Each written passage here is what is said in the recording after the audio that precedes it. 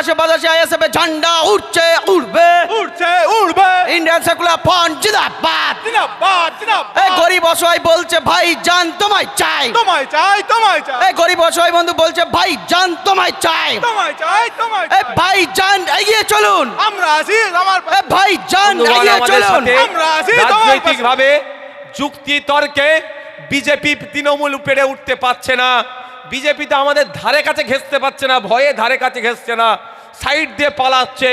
আর তৃণমূল একটু ফাউল করার চেষ্টা করছে, রেফারিকে দিয়ে অফসাইডে গোল করার চেষ্টা করছে।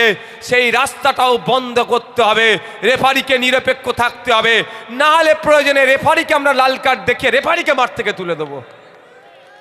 গণতান্ত্রিক প্রক্রিয়াতে এটা করতে হবে। আপনাদের মনে আছে মমতা ব্যানার্জি কি বলেছিল? যেটা দিল্লির বিষয়, দিল্লিতে গিয়ে আন্দোলন করুন।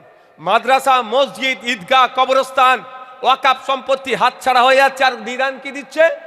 দিল্লিতে গিয়ে আন্দোলনের গল্প শোনাচ্ছে। সামনে 2026 আসবে, ভালো লাগলে ভোট দেবেন, না হলে দেবেন না। ও আমি জোর করবার ছেলে নয়, আপনারা ভালো করে জানেন।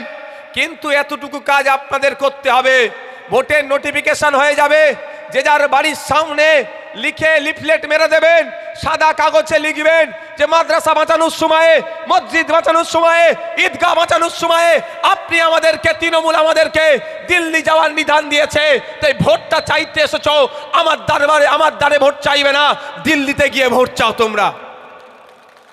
এটা হবে তো নাকি? কারা হবে একটু হাত তুলে দেখান তো, মায়ের হাত তুলে দেখান, বাপের হাতটা তুলে রাখুন। হবে তো নাকি? বুঝিয়ে দেবো তো মমতা ব্যানার্জিকে যে মাদ্রাসা বাঁচানোর জন্য তুমি আমার পাশে ছিলে না, মসজিদ বাঁচানোর সময় তুমি আমার পাশে ছিলে না, আমার বাপ দাদুর কবরটাকে বাঁচানোর জন্য তোমাকে আমার পাশে পাইনি, উল্টে তুমি আমাদের নামে মিথ্যা মামলা দিয়েছো। সামনে ভোট আসছে, তুমি আমাদের ভোটের আশা করো না। এটা বলবেন তো নাকি? না তখন কি বুঝিয়ে দেবে সবটাই ভুল বুঝে যাবেন? একদম নয়।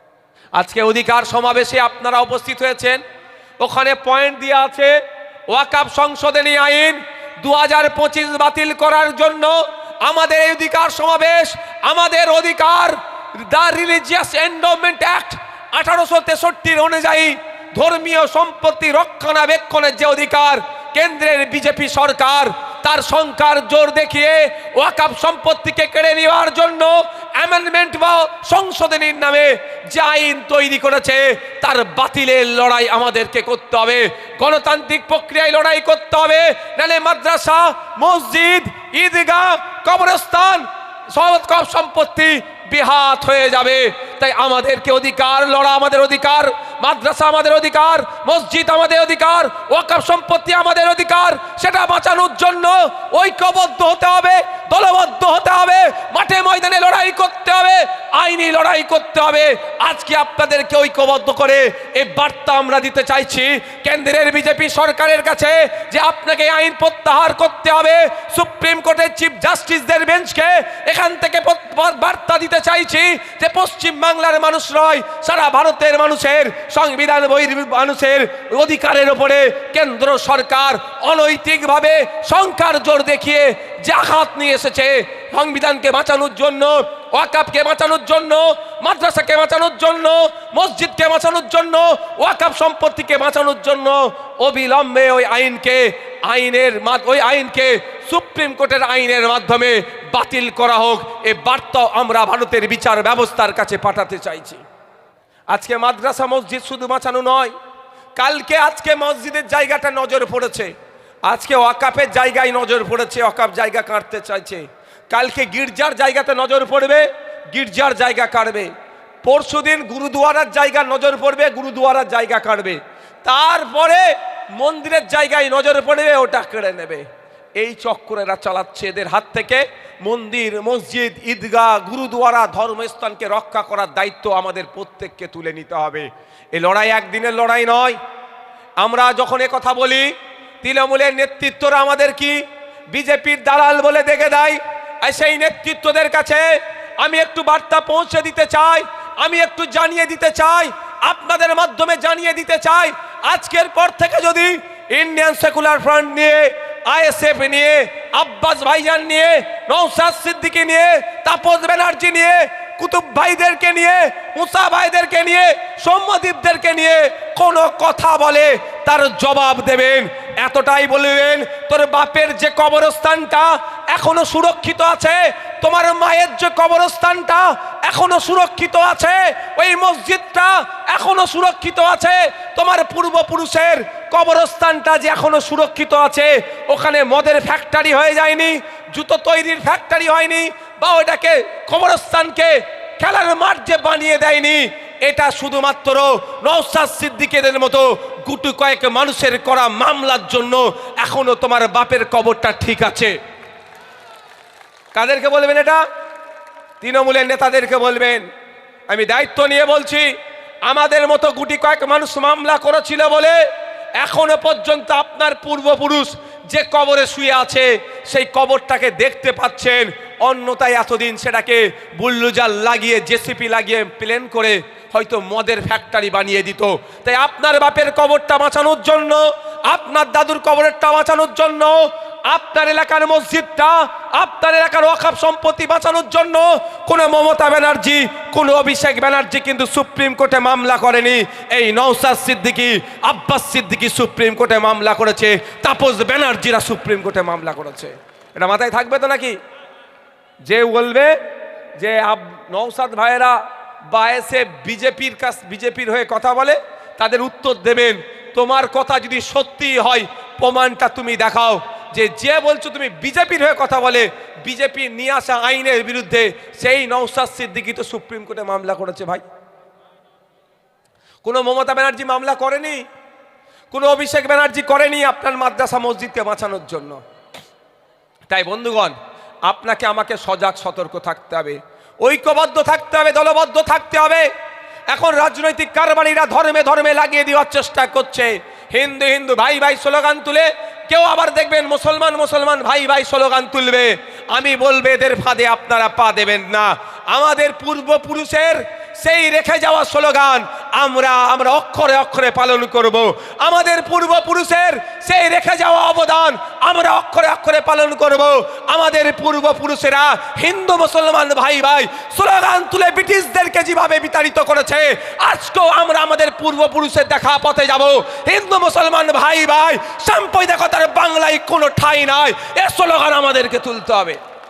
আর যদি মনে করেন মোদি হিন্দুকে বাঁচাবে, মমতা মুসলমানকে বাঁচাবে, মোদিজি 11 বছর ক্ষমতায় আছে, দিদি 14 বছর ক্ষমতায় আছে, বুকে হাত দিয়ে বলুন একটা সাধারণ মুসলমান, মমতা ব্যানার্জির আমলে আপনার কতটা লাভ হয়েছে বলুন? বলতে পারবেন? বলতে তারাই পারবে যারা তোলা তুলে খায়, যারা কয়লা চুরি করে, বালি চুরি করে, গরু চুরি করে, তারা বলবে লাভবান হয়েছে। বাপেরা আছেন, ভাইয়েরা আছেন, আমি একটু জানতে চাই, আজকে বাড়ি যাবেন, আমি একটি হাই স্কুলের সামনে মাঠে আমি প্রোগ্রাম করছি, একটু খোঁজ নিয়ে দেখুন এই হাই স্কুলে যত বাচ্চা আছে, যত ছেলে মেয়ে পড়াশোনা করে, তার অনুপাতে শিক্ষক আছে না নাই, একটু খোঁজ নিয়ে দেখবেন। আগামীকাল স্কুল যবে স্কুল খুলবে, এখন তো শুধু ছুটি আর ছুটি চলছে, একটু খোঁজ নিয়ে দেখবেন, সেই অর্থে স্কুলে টিচার আপনি পাবেন না। এখানে যারা উপস্থিত হয়েছি, গার্জেন যারা আছে, মা বাপ বোথ সাইড যারা আছে এখানে আছেন, বাড়ি যাবেন, ক্লাস 3-4 বাচ্চাকে ডাকবেন, অঙ্কের বইটা খুলে দেবেন, অনুশীলন 1-এর অঙ্কটা করতে বলবেন। খোঁজ নিয়ে দেখবেন আপনার বাড়ির 50 জন 100 জনকে ট্রাই করবেন, আপনার এলাকার অধিকাংশ ফেল করবে। ক্লাস 5-6-এর বাচ্চাকে ডাকবেন, পেনটা তুলে দেবেন, খাতাটা তুলে দেবেন, দিয়ে বলবেন একটু তোর নাম, বাপের নাম, মায়ের নাম, ঠিকানা, কোন স্কুলে কোন ক্লাসে পড়িস, একটু ইংলিশে লিখে দে। খোঁজ নিয়ে দেখবেন, পরীক্ষা করে দেখবেন, অধিকাংশ ফেল করবে, পারবে না।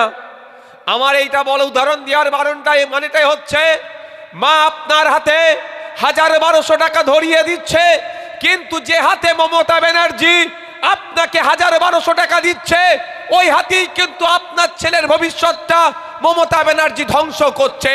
তাই আওয়াজ তুলতে হবে, 1000-1200 পরে হবে। স্কুলে শিক্ষক দাও, চক দাও, ডাস্টার দাও, শিক্ষকের হাতে ছড়ি ফিরিয়ে দাও, শিক্ষার পরিকাঠামো ফেরাও। এই আওয়াজটাই মায়েদেরকে আগে তুলতে হবে। অন্যথায় 1000 টাকা 1200 টাকা দেবে, কিন্তু আপনার ছেলের ভবিষ্যৎটাকে ধ্বংস করে দেবে। তাই মায়েরা একটু ভাবার চেষ্টা করবেন।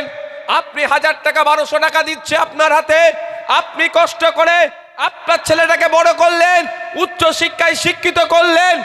আপনি হয়তো পরিচারিকার কাজ করেন বাড়িতে গিয়ে, আপনার স্বামী মাঠে গিয়ে চাষবাস করে, দিন আনে দিন খান, অনটনের সংসার, সেখানে মাসে 1000 টাকা পাওয়াটা সত্যি আপনাদের কাছে অনেক বড় ব্যাপার।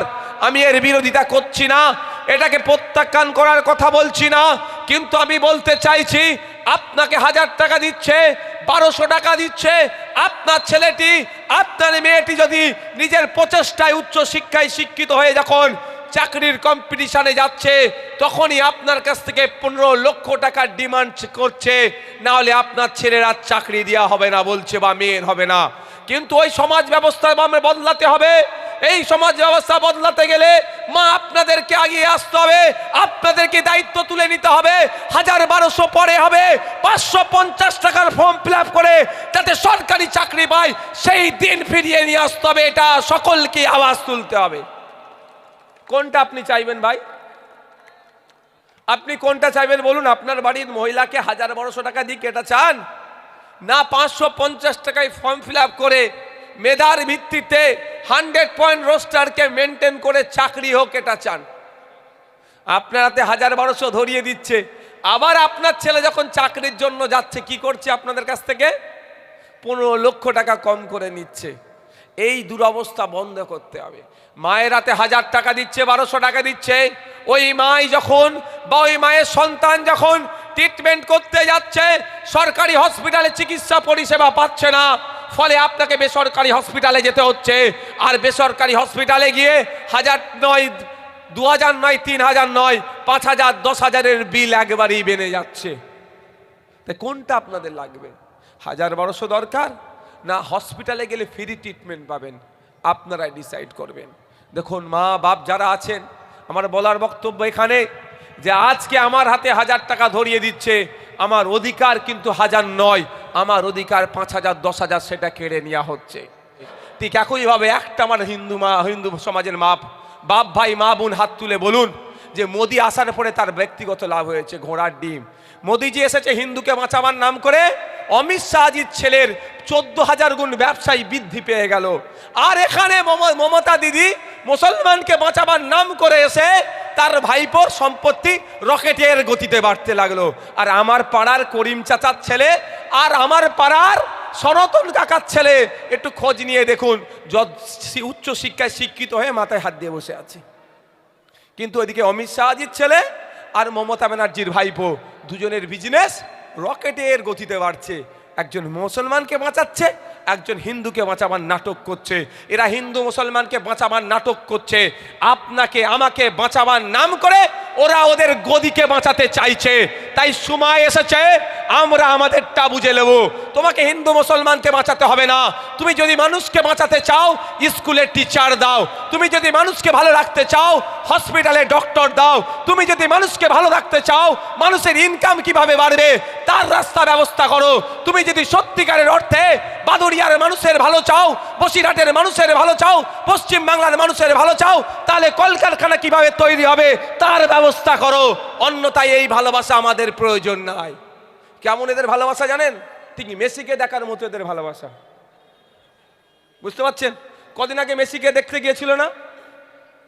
ভালোবাসায় মেসিকে দেখতে গেছিল কি? টিকিট ছিল তো হাতে, টিকিট ছিল, স্টেডিয়ামে ঢুকলো, মেসিকে দেখতে পেল না। ওই ভালোবাসা ভালোবাসা ভালোবাসা বলে ভালোবাসা কি? আমাকে তো বুঝাতে হবে। আমি শুধু বলে যাচ্ছি আপনাকে ভালোবাসি, তা ভালোবাসা কি ভাই? কেমন ধরনের ভালোবাসা? আমাকে ভালোবাসা মানে আমি আপনাদের এখানে কৃষক কারা আছে বসা যদি বেশি লোক হয়ে যায়?